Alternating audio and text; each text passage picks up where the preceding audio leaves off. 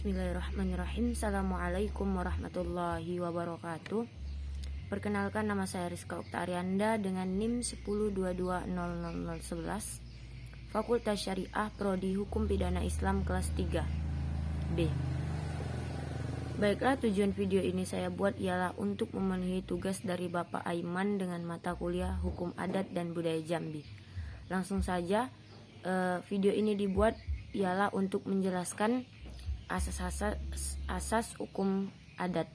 Yang pertama hukum perorangan, terus hukum kekeluargaan, selanjutnya hukum perkawinan adat dan hukum waris adat, serta hukum tanah adat. Langsung saja ke yang pertama, hukum perorangan. Hukum perorangan merupakan keseluruhan kaidah hukum yang mengatur tentang subjek hukum dan wewenangnya, kecakapannya, domisili dan catatan sipil wewenang, yakni hak dan kekuasaan seseorang untuk melakukan perbuatan hukum. Pada dasarnya semua orang mempunyai hak, namun tidak semua mempunyai wewenang hukum atau hak dan kewajiban.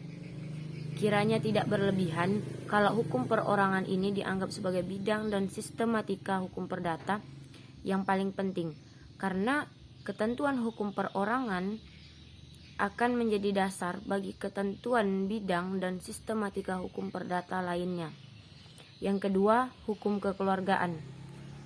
Hukum kekeluargaan adalah prinsip-prinsip hukum yang diterapkan berdasarkan ketaatan beragama berkaitan dengan hal-hal yang secara umum diyakini memiliki aspek religius menyangkut peraturan keluarga, perkawinan, perceraian, hubungan dalam rumah tangga, warisan, pemberian mas kawin, perwalian, dan lain-lain.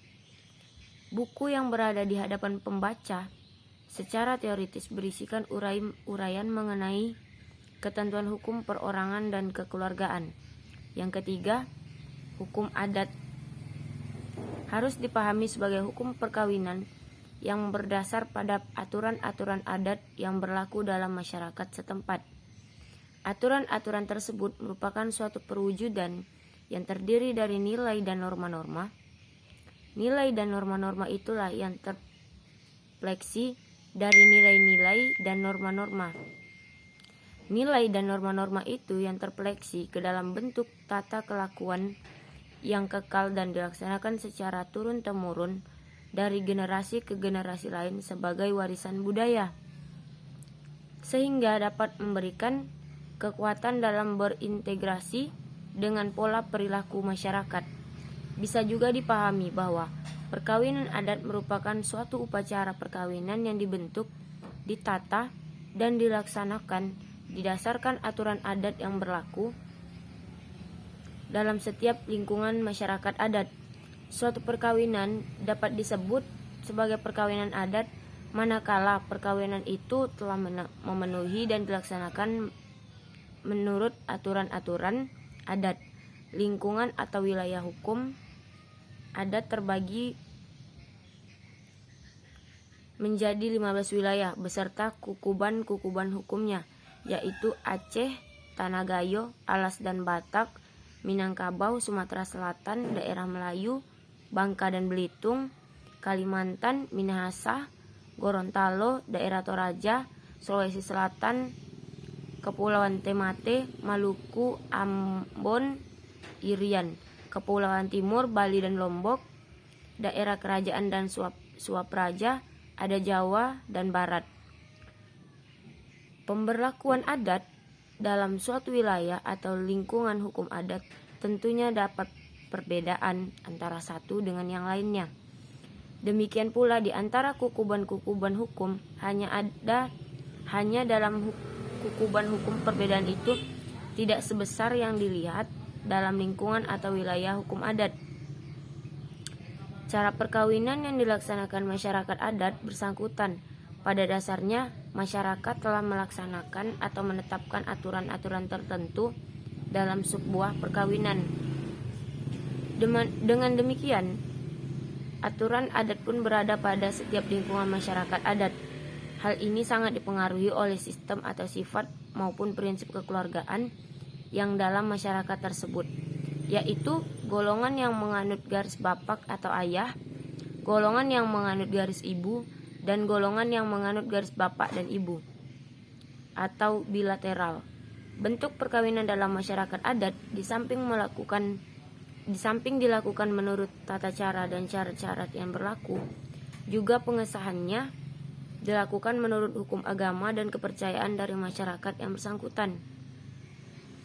Ajaran-ajaran agama yang sudah diterapkan dalam acara adat sudah diakui oleh masyarakat sebagai suatu bagian dari hukum adat secara keseluruhan.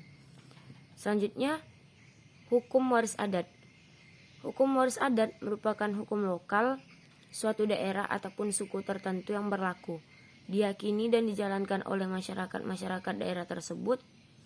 Hukum waris adat di Indonesia tidak terlepas dari pengaruh susunan masyarakat kekerabatannya yang berbeda.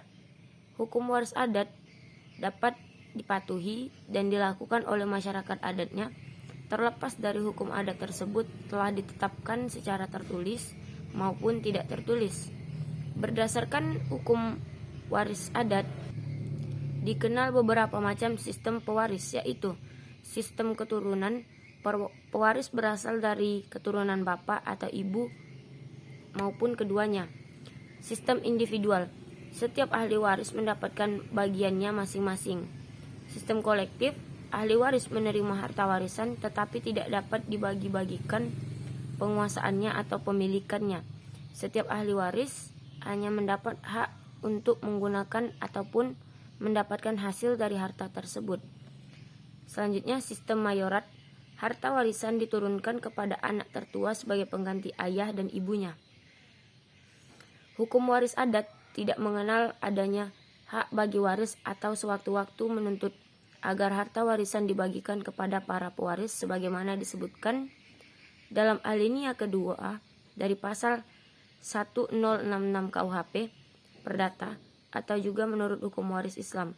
Akan tetapi, jika si waris mempunyai kebutuhan atau kepentingan sedangkan ia berhak mendapat waris, maka ia dapat saja mengajukan permintaannya untuk dapat menggunakan harta warisan dengan cara bermusyawarah dan bermufakat dengan para pewaris lainnya.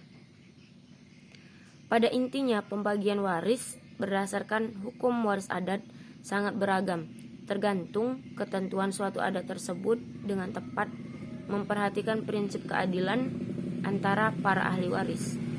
Selanjutnya, hukum tanah adat.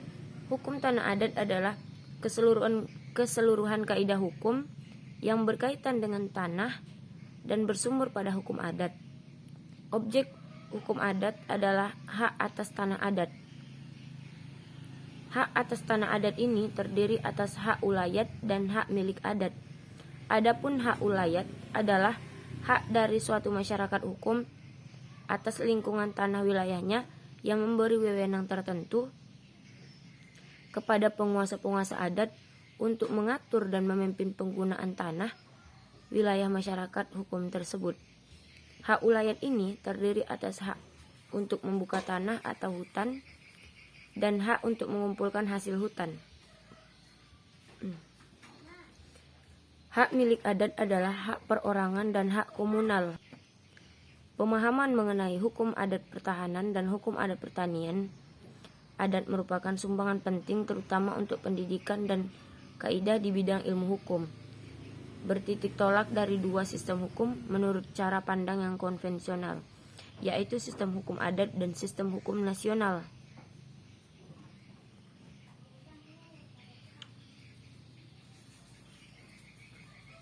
Hal ini disebabkan karena dua lembaga hukum masyarakat, hukum adat dan hak kolektif masyarakat, hukum atas tanah yang dipermasalahkan merupakan lembaga hukum menurut sistem hukum nasional.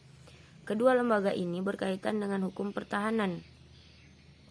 Berbicara tentang hukum tanah, maka di Indonesia ketentuan utamanya harus mengacu pada Undang-Undang Nomor 5 Tahun 1960 tentang Peraturan Dasar Pokok-Pokok Agraria atau UU-PAA. Cukup sekian yang dapat saya sampaikan, lebih dan kurangnya saya mohon maaf. Jika terdapat kesalahan itu datangnya dari diri saya sendiri. dan kebenaran datangnya dari Allah. Saya akhiri dengan ucapan wabillahi taufiq wal hidayah. Wassalamualaikum warahmatullahi wabarakatuh.